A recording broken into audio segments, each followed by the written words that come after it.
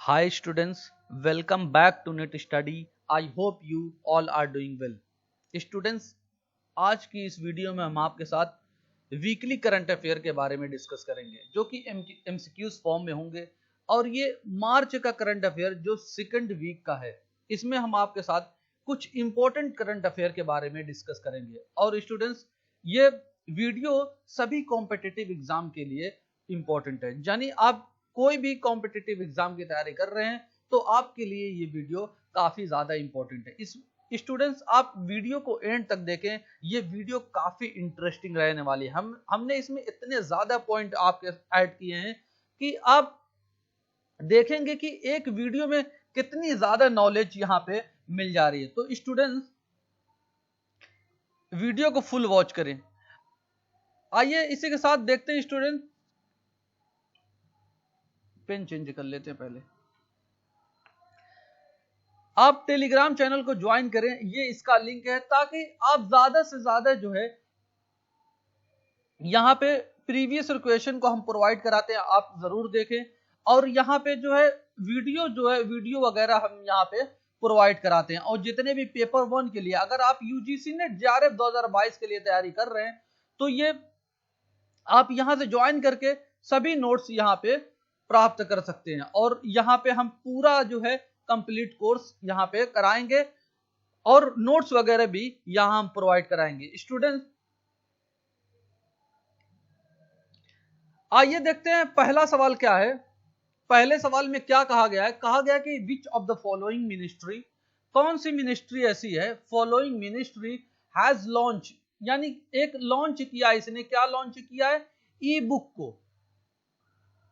Book को launch किया। किसके लिए? नेशनल करियर सर्विस की एक बुक को लॉन्च किया है, जो कि एक ई बुक है।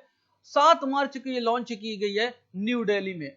हमसे ये पूछा गया कि ये ई बुक जो है किस मिनिस्ट्री द्वारा लॉन्च की गई है। स्टूडेंट, इसका जो करेक्ट आंसर है वो ऑप्शन डी है, ministry of labour and employment के द्वारा ये जो है ई बुक लॉन्च की गई है। आइए इसके बारे में थोड़ा समझे। तो इसमें बताया गया कि डॉक्टर शशांक गोयल जो हैं डायरेक्टर जनरल है किसके? एम्प्लॉयमेंट के। Minister of labour and employment ने इसको लॉन्च किया है ई बुक को, जो कि किसकी है? नेशनल करियर सर्विसेज की। 7 मार्च को ये लॉन्च की गई है न्यू दिल्ली में। अगर इसको स्टूडेंट एक बात करें तो ये जो प्रोजेक्ट है ये as a mission mode project के रूप में ये ई बुक को लॉन्च किया गया है, जो क्या करेगा? ट्रांसफॉर्मेशन करेगा किसको? नेशनल एम्प्लॉयमेंट सर्विसेज को। जो इंडिया में जो नेशनल एम्प्लॉयमेंट सर्विसेज हैं उसको ट्रांसफॉर्म करने में इसकी ये हेल्प करेगा। और इस पे जितनी भी सर्विसेज अवेलेबल हैं वो सारी जो है इस पोर्टल पे जो अवेलेबल हैं सारी फ्री ऑफ कॉस्ट है, यानी इसके लिए कोई चार्ज आपसे नहीं लिया जा रहा है। कुछ इसमें इंपॉर्टेंट पॉइंट बताए गए हैं। कहा गया कि जो करियर से रिलेटेड कंटेंट्स वगैरह यहाँ पे हैं, मोर देन 3600 ऑक्यूपेशन यहाँ पे मौजूद हैं। और ये अवेलेबल है किस पे? नेशनल करियर सर्विसेज पोर्टल, यानी एनसीएस जो एक पोर्टल है, इस पे जो है ये सारी चीजें फ्री ऑफ कॉस्ट में अवेलेबल हैं। और अगर बात करें यूनियन मिनिस्टर की बात करें, भूपेंद्र यादव जो है यूनियन मिनिस्टर है, minister of labour and employment के जो है एक यूनियन मिनिस्टर, ये भूपेंद्र यादव जो है यूनियन मिनिस्टर है किसके? Minister of labour and employment के। एनसीएस की अगर स्टूडेंट्स बात करें, यहां से एग्जाम में क्वेश्चन आपसे पूछा जा सकता है कि एनसीएस जो पोर्टल है ये कब लॉन्च किया गया था। आपको ये याद रखना है, ये नरेंद्र मोदी के द्वारा ये लॉन्च किया गया था और ये 20 जुलाई 2015 को ये लॉन्च किया गया था। ये बात आपसे एग्जाम में पूछी जा सकती है कि एनसीएस पोर्टल ये क्या चीज है और ये किस मिनिस्ट्री से रिलेटेड है, ये बातें आपसे पूछी जा सकती हैं। और कब इसको लॉन्च किया गया था ये भी पूछा जा सकता है। आई होप ये बातें आप समझ गए होंगे। आइए हम देखते हैं अगला सवाल क्या है हमारा। इसमें कहा गया कि विच डे हमसे डे के बारे में पूछा गया, कौन सा ऐसा डे है जो सेलिब्रेट किया जाता है इंटरनेशनल वुमेन्स डे के रूप में, इंटरनेशनल वुमेन्स डे के रूप में सेलिब्रेट किया जाता है, उसकी वो डे बताना हमें, किस दिन वो सेलिब्रेट किया जाता है। स्टूडेंट्स, इसका जो करेक्ट आंसर है वो ऑप्शन डी है। हर साल 8 मार्च को इंटरनेशनल वुमेन्स डे सेलिब्रेट किया जाता है। मोस्ट इंपॉर्टेंट पॉइंट है स्टूडेंट्स, ये क्वेश्चन मोस्ट इंपॉर्टेंट है। इस तरीके के क्वेश्चन एग्जाम में काफी बार पूछे जा चुके हैं। और इसके बारे में और डिटेल में बात करें स्टूडेंट्स, कि जो हमने देखा कि 8 मार्च को हर साल इंटरनेशनल वुमेन्स डे सेलिब्रेट किया जाता है। अब इसके साथ साथ कुछ इंपॉर्टेंट डेज के बारे में अगर डिस्कस करें तो इसमें सबसे पहले बताया गया कि जीरो डिस्क्रिमिनेशन डे की बात की गई कि हर साल ये 1 मार्च को सेलिब्रेट किया जाता है। स्टूडेंट्स, ये पॉइंट आपको याद रखने हैं। और जो जीरो डिस्क्रिमिनेशन डे है, इसकी थीम जो रही थी इस साल, रिमूव लॉज दैट हार्म इसकी थीम रही है। और अगर दूसरे डेज की बात करें डे की, तो नेशनल साइंस डे जो है ये सेलिब्रेट किया जाता है हर साल 28 फरवरी को नेशनल साइंस डे सेलिब्रेट किया जाता है। स्टूडेंट, ये वेरी इंपॉर्टेंट क्वेश्चन है, आपको ये जरूर याद रखने हैं, क्योंकि ये जो पॉइंट है ये इससे काफी बार एग्जाम में क्वेश्चन फ्रेम हो चुका है। और कहा गया कि ये किसकी याद में ये सेलिब्रेट किया जाता है, तो सीवी रमन की याद में नेशनल साइंस डे जो है सीवी रमन की याद में सेलिब्रेट किया जाता है। और ये जो डे मार्क किया गया है किस लिए, कि डिस्कवरी ऑफ रमन इफेक्ट, जो रमन इफेक्ट की डिस्कवरी थी उसके लिए इसको याद किया जाता है। और इसके लिए, यानी जो रमन इफेक्ट था, इसके लिए 1930 में नोबेल प्राइज भी फिजिक्स में इनको मिल चुका है, सीवी रमन को। ये भी इंपॉर्टेंट स्टूडेंट्स पॉइंट है, आप इसको नोट डाउन कर लें। अगर आप इसकी पीडीएफ लेना चाहते हैं तो टेलीग्राम चैनल ज्वाइन करके वहां से ले सकते हैं। अगर इसके थीम की बात करें, जो अभी 2022 में इसकी जो थीम थी नेशनल साइंस डे की, तो क्या थी, integrated approach in science and technology for sustainable future, जो है इसकी इस साल की थीम थी।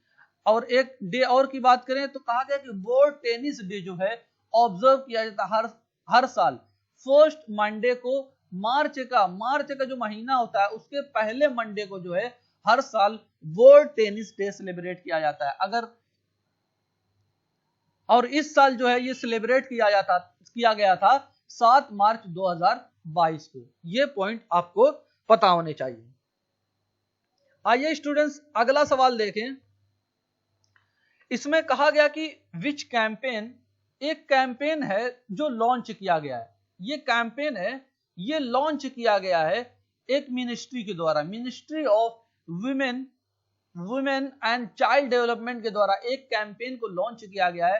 वो कैंपेन क्या है कि bring back out of school adolescence girls to the formal education. Formal education के लिए जो है, जो एडोलसेंस गर्ल्स हैं उनको फिर से स्कूल की तरफ लाना, ये स्कीम लॉन्च की गई, ये कैंपेन लॉन्च किया गया है ministry of women and child development के द्वारा।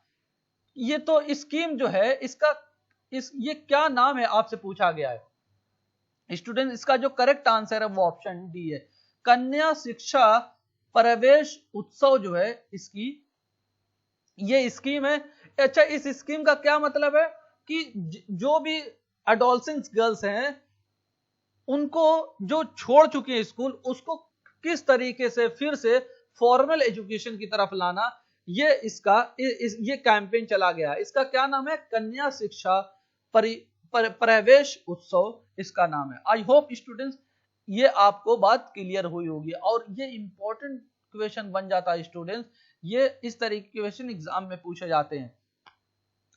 इसके बारे में अगर आपके साथ बात करें स्टूडेंट्स, तो कुछ इंपॉर्टेंट विमेन एम्पावरमेंट के लिए स्कीम चलाई गई है इंडिया में,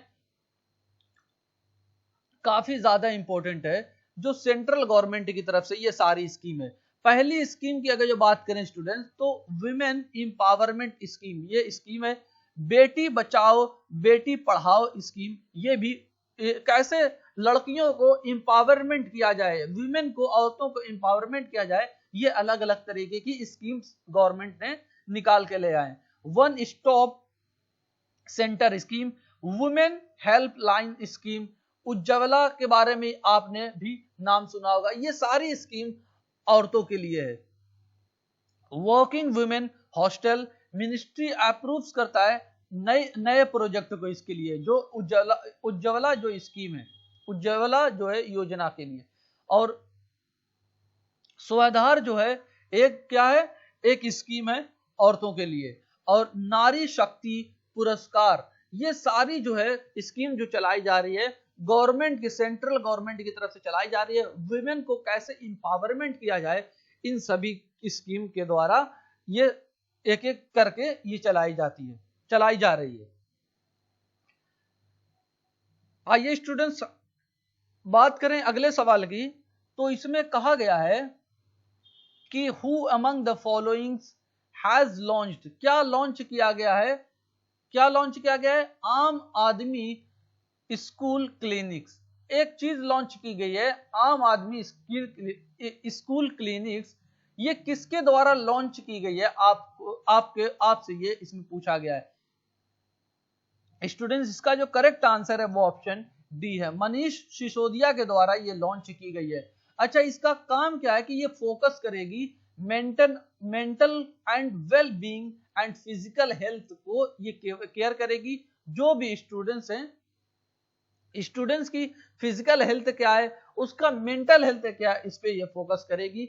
आम आदमी स्कूल क्लिनिक्स किसके द्वारा लॉन्च की गई है, मनीष सिसोदिया के द्वारा। आइए इसके बारे में और बात करें, तो स्टूडेंट्स कहा गया कि जो दिल्ली के डिप्टी चीफ मिनिस्टर हैं मनीष सिसोदिया, क्या है, डिप्टी चीफ मिनिस्टर हैं दिल्ली के, और इन्होंने ये मतलब इसकी शुरुआत जो किसने की है, मनीष सिसोदिया ने।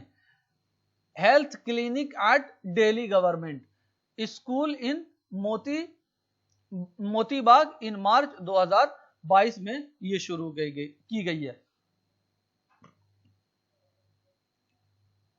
नेवली इस्टेब्लिश्ड हेल्थ इस क्लिनिक की अगर जब बात करें, will be offering counselling services to address issues related and mental well being of the children. ये मतलब चिल्ड्रेन के लिए, इसको जो स्टूडेंट्स हैं उनके लिए स्कीम चलाई गई, कैसे उनकी फिजिकल हेल्थ को और उसकी मेंटल हेल्थ को पे फोकस दिया जाए।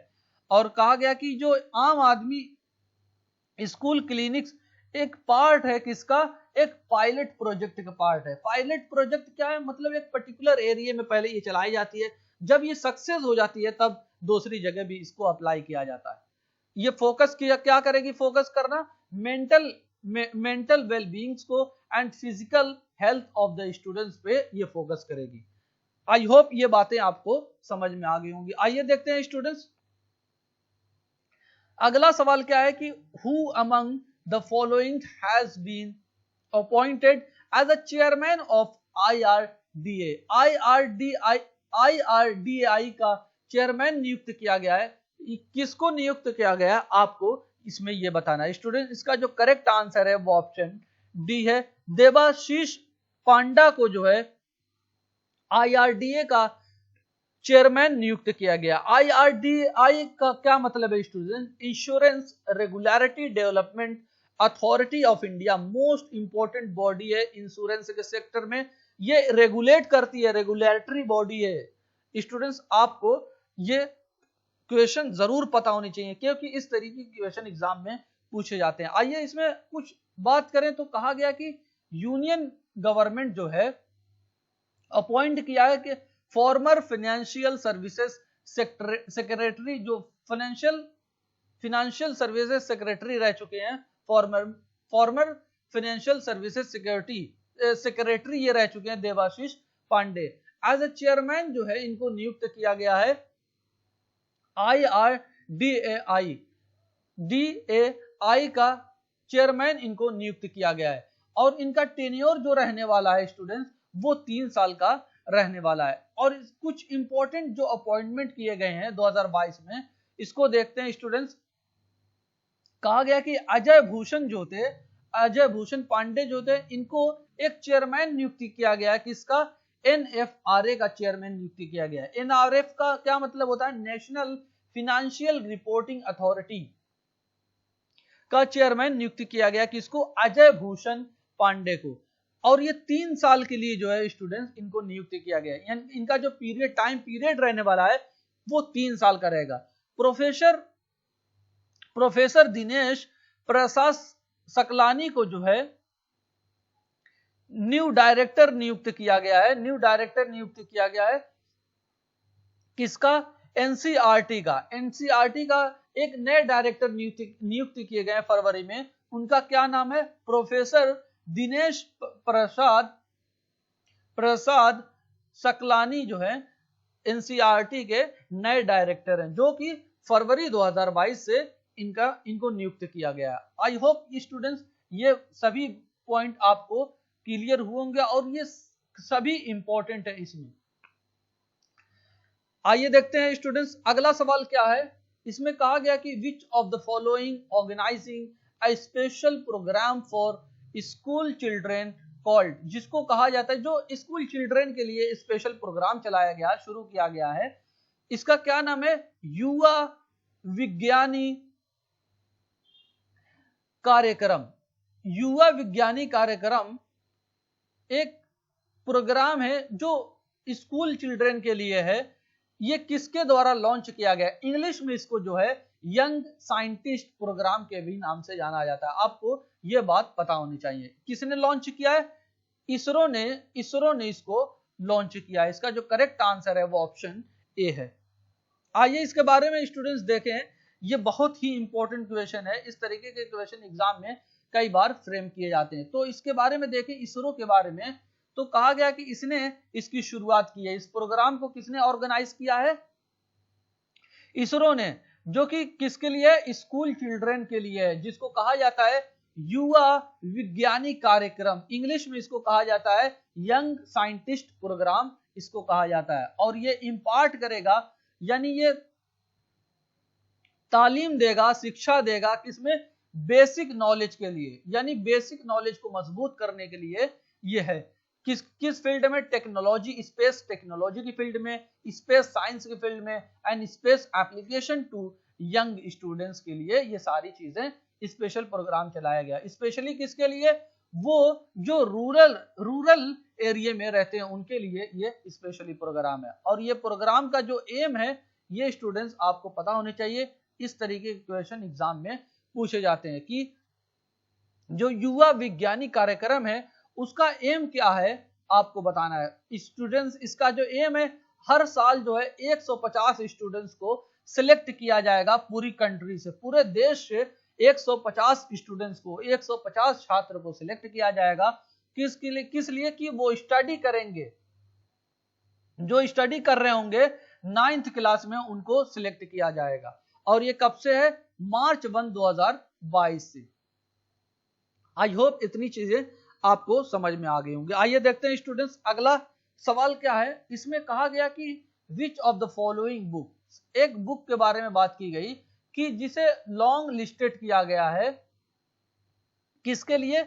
इंटरनेशनल बुकर प्राइज के लिए लॉन्ग लिस्टेड किया गया है। इस बुक का नाम आपसे पूछा गया है, क्या नाम है स्टूडेंट्स? इसका जो करेक्ट आंसर है वो ऑप्शन डी है। तो टॉम ऑफ सैंड जो है एक बुक है, इसको लॉन्ग लिस्टेड किया गया है। किसके लिए? इंटरनेशनल बुकर प्राइज के लिए 2022 में होगा। आइए इसके बारे में देखें। कहा गया कि गीतांजलि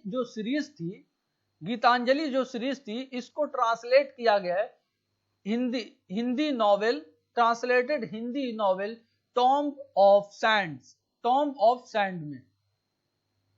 और ये जो है क्या बताया गया कि इसको लॉन्ग लिस्टेड किया गया है इंटरनेशनल बुकर प्राइज के लिए 2022 में जो दिया जाना है। और ये ट्रांसलेट की गई है किसके द्वारा? डेसी रॉकवेल के द्वारा ये ट्रांसलेट की गई है।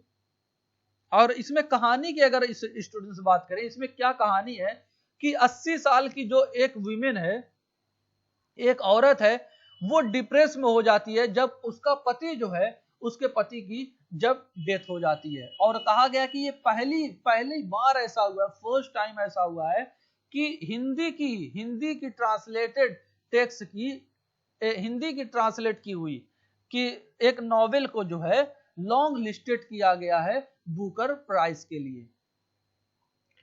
आइए स्टूडेंट्स देखते हैं अगला सवाल क्या है। इसमें कहा गया कि विच रेलवे जोन, कौन सा रेलवे जोन है जिसने शुरू किया, कमीशन किया है फर्स्ट पहली बार गति शक्ति मल्टी मॉडल कार्गो टर्मिनल को शुरू किया पहली बार। कौन सा रेलवे जोन है स्टूडेंट्स? का जो करेक्ट आंसर है वो ऑप्शन डी है। ईस्टर्न रेलवेज ने इसको शुरू किया, क्या? गति शक्ति मल्टी मॉडल कार्गो टर्मिनल को। अगला सवाल हमारा क्या है students? Who among the following, इसमें निम्नलिखित में से कौन सा ऐसा है जिसको नियुक्त किया गया है एक चेयरमैन के रूप में? किसका चेयरमैन? NFRA का चेयरमैन नियुक्त किया गया है मार्च 2022 में। आपको यह बताना है कौन इसमें है स्टूडेंट। इसका जो करेक्ट आंसर है वो ऑप्शन सी है। अजय भूषण पांडे को जो है चेयरमैन नियुक्त किया गया, किसका? NFRA का चेयरमैन नियुक्त किया गया है। आपको यह बात पता होनी चाहिए। NRF का फुल फॉर्म क्या होता है? NFRA का फुल फॉर्म क्या होता है? National financial reporting authority. इस तरीके के क्वेश्चन एग्जाम में कई बार पूछे जाते हैं। आइए स्टूडेंट्स बात करें तो कहा गया कि जो ये गवर्नमेंट है इसने अपॉइंट किया है अजय भूषण को चेयरमैन के रूप में। किसके चेयरमैन? NFRA का चेयरमैन के रूप में, जिसका टाइम पीरियड 3 साल का रहेगा। और कहा गया कि जो पांडे हैं ये 1984 बैच के जो मुंबई महाराष्ट्र कैडर के ये IAS ऑफिसर रह चुके हैं। और कहा गया कि prior to becoming revenue secretary, यानी रेवेन्यू सेक्रेटरी बनने से पहले ये चीफ एग्जीक्यूटिव थे किसके? Unique identification authority of India के, यानी UIDAI के ये चीफ एग्जीक्यूटिव भी रह चुके हैं इससे पहले। आइए स्टूडेंट्स आगे देखते हैं। इसमें कहा गया कि होम मिनिस्टर जो है अमित शाह जी जो है होम मिनिस्टर हैं, इन्होंने एड्रेस किया है, क्या एड्रेस किया है? Celebration of the national crime record bureau, यानी NCRB की बात की जा रही है, जो दिल्ली में इसको अमित शाह ने इसको एड्रेस किया है। क्या चीज? 2022 में। हमसे इसमें पूछा गया basically NCRB come into existence, NCRB जो है एग्जिस्टेंस में कब आया था, आपसे ये पूछा गया स्टूडेंट। इसका जो करेक्ट आंसर है वो ऑप्शन डी है। 1986 में NCRB जो है एग्जिस्टेंस में आया था।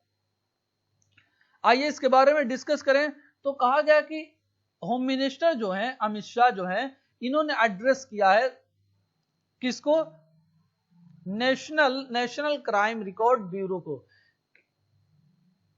क्या चीज? कहां पे? न्यू दिल्ली में 11 मार्च 2022 को। NCRB जो है वो एग्जिस्टेंस में आया था 1986 में। और ये जो NCRB जो है रिस्पॉन्सिबल है किसके लिए? रिस्पॉन्सिबल है? कलेक्टिंग एनालाइजिंग क्राइम डेटा, जो भी क्राइम हो रहे हैं उनके लिए डेटा को कलेक्ट करना और एनालिसिस करना, ये रिस्पॉन्सिबल है, इसके जिम्मेदार है इसके लिए। और ये डिफाइन कैसे किया जाता है? किसके द्वारा? इंडियन पैनल कोड के through and special and local law के थ्रू ये डिफाइन किया जाता है। और अगर इसके NCRB के हेडक्वार्टर की स्टूडेंट्स बात करें तो कहां पे इसका हेडक्वार्टर है? न्यू दिल्ली में है। ये बात आपको पता होनी चाहिए। और ये पार्ट है किसका?